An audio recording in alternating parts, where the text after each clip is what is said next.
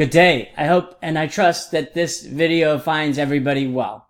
Today we talk about public administration, another in a series of videos that we'll do throughout the class to talk about issues. It gives us a chance to convey the information verbally as well as we often do in the written format. But public administration. Public administration means working for the public. It is teachers, police officers, FBI, the President of the United States, road workers, people who actually produce products and services that the general public uses. And the key is the general public. The reason we have a government is, for the most part, there are certain services that we all benefit from, and therefore we should all pay for. We all drive on a road, so everybody should pay for it. We all are protected by the military, so we should pay for it. We use the same schools, so everybody should pay for it. So these collective goods are supported by collective income or revenues, which we call taxes.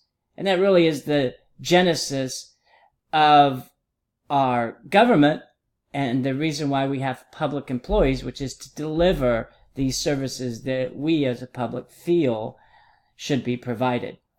Some believe that they should have more services than are provided. Others believe that they should have less. It's all based on the amount of taxes that one wants to pay.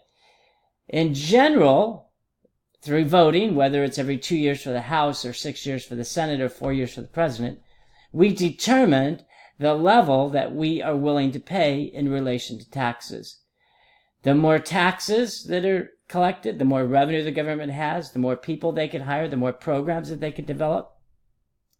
And so that's a background on what our government was created to do, and the public sector is those people working for the government, and public administration is the type of management structure that we use to manage people in the public sector. It is different in the public sector than it is in the private sector.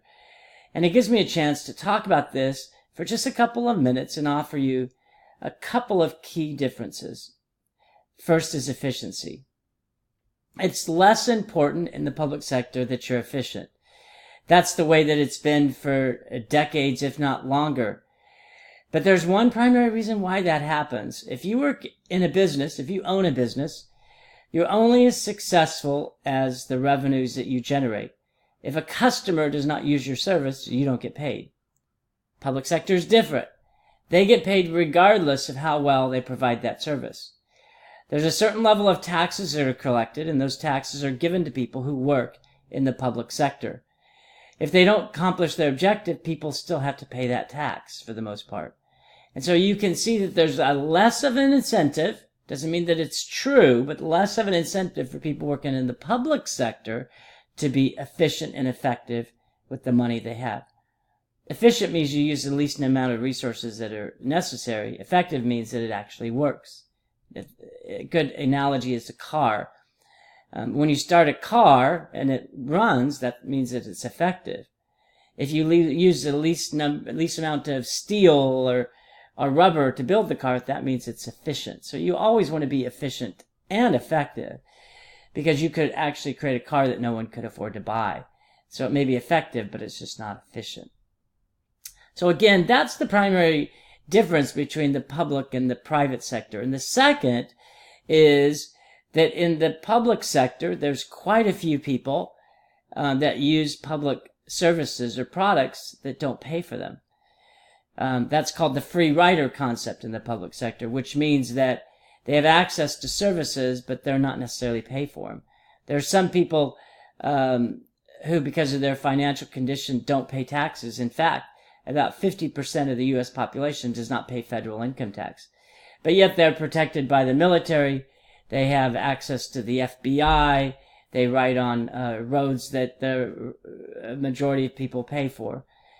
So we do provide services and goods to people even if they don't pay for them.